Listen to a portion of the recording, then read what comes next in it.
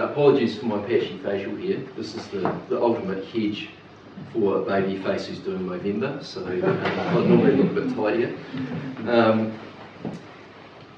I'd like to be talking to you today about the things that we're doing exceptionally well right now, particularly in terms of what consumers are saying about what we do.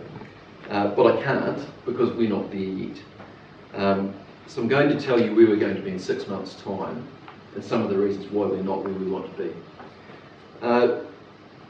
We supply around 65% of all fresh garlic and shallot products to retail stores in New Zealand. We also supply export markets in Japan, principally with shallots, the Pacific Islands, and some into Australia as well. And we've been involved in some initiatives into China through the cluster and affiliated initiatives there. Those things are really in their infancy right now. We do pretty well, and it's a profitable business. That's all good. However, the fresh market that I'm talking about is very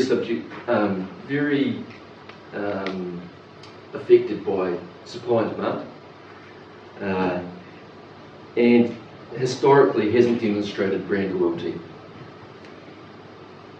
Further, to put it simply, second grade product that you produce if you grow these products isn't worth money at all. It's a dead loss. So where you grow premium product, you grow second grade product as well. That's a fact of life in the industry we work in. My family's been involved in the garlic industry since 1965, when my nana grew a small plot here, and it was for the local market. And my grandfather thought it was a little bit of a joke. He'd think my shirt colour's a bit of a joke today as well, I'd point out. But she made a pile of money. And so the next year, he put in a paddock of the stuff. And now we're the dominant player in the New Zealand market. Partly by accident, our family became focused on marketing and distribution. And that's because, that's rather than farming per se. In the early 80s, Dad was working as a farmer in a cooperative. He was the young guy. They needed a marketer, and he got the short straw. And he had some skills in that area, which were natural skills. But what he had more than anything else, and more than the previous marketers, was skin in the game. If he didn't get out there and sell the product, and sell it hard, then he lost his shirt. So he had a truly authentic story. So a key following on from that was that his market experience also informed his farming and his production, because he could see that the premium end of the market was where the money was and where the future was for the company. Over time, as you all know, many producers in Marlborough have gone from producing many different types of crops and focused more on one, namely grapes, or focusing on opportunities in the wine industry. And while our family do farm grapes, we opted to stay in the industry where we had a history and some heritage, and where we could see a future. And I think we're fairly glad that we've done that. We're the crazy ones that have stuck around in some respects.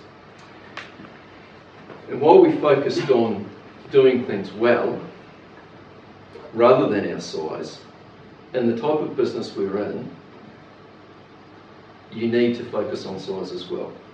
You need to be big, or small, or gone. There's really nowhere in between. And so 35 years after increasing that focus on marketing, we're now New Zealand's biggest producer by some length. And we're the category captain for the major retail chains in New Zealand as well. And they're good to us, they're hard to work with, they pay the bills, and we love them for it. So now we produce around 800 tonne of product total.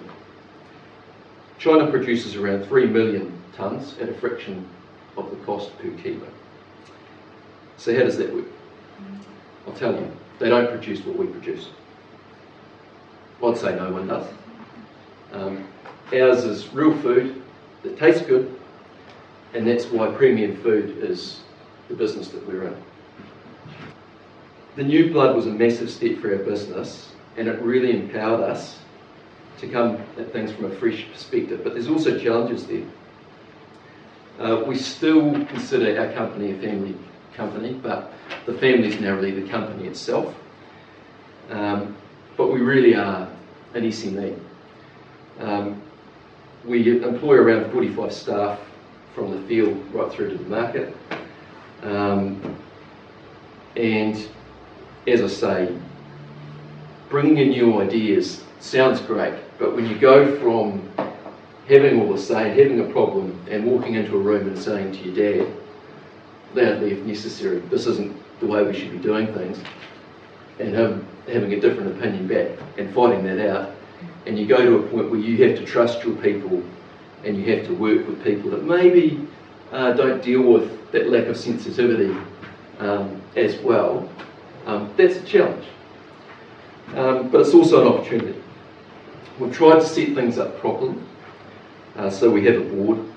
Many companies in the rural sector don't. We have an independent chair and an independent director, and we try to act with best practice in both governance and management, but change is hard. So to finish, I'm going to tell you how I sell black garlic across the county. When I'm at a food event, I might see a group of couples milling around, and invariably they'll kind of take a peek and think, what the heck is that stuff? And a bloke might walk past me on his way to the bar, or to refill his glass of wine, and say g'day. And then one of the women might come across and say, what's this that you've got here? And I'll say, this is our garlic noir. It's black garlic. It'll knock your socks off. Give it a go. And she'll look at it and she'll think, I don't know about this stuff. He's fibbing to me here. How do you make it? So I'll take a bulb of garlic and say, we start by growing this. And she says, oh, so you just take normal garlic? And I interrupt and I say, no, we take our exceptional garlic and we peel it and then we cook it for 6 weeks. And it turns out like this, black. And there's no ingredients other than what's in this bowl. And she'll try it, and invariably she'll love it. Tastes good. She races over to a group of friends and drags them back to the table. And she's telling them the story. So immediately we've got a champion for our product. We need to do more of that. So when I start to have a chat to them, when they come over to the table and they're all trying it, they're all enjoying it, I start telling them the quirky stuff, the interesting stuff.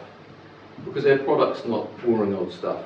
We've lost the fight, if we're saying that. It is interesting stuff. Weird and wonderful. And so I might say something like, it's an aphrodisiac, you know. And the eyebrows will go up again. And then one of the women will come over and invariably either say, don't tell my husband that. And another one will come over and say, can you do me a deal on 5 bottles of it? So I've got some samples on the table out here to take away. I won't take note of who takes 5 bottles or anything like that after that story, but anyway, if you like it after trying it, go into Binge or go up to Pataka the food store or head up to Arbor. They do some pretty fantastic things with all of the stuff that we produce. We're really thankful for what they're doing as well. So thank you for the time today.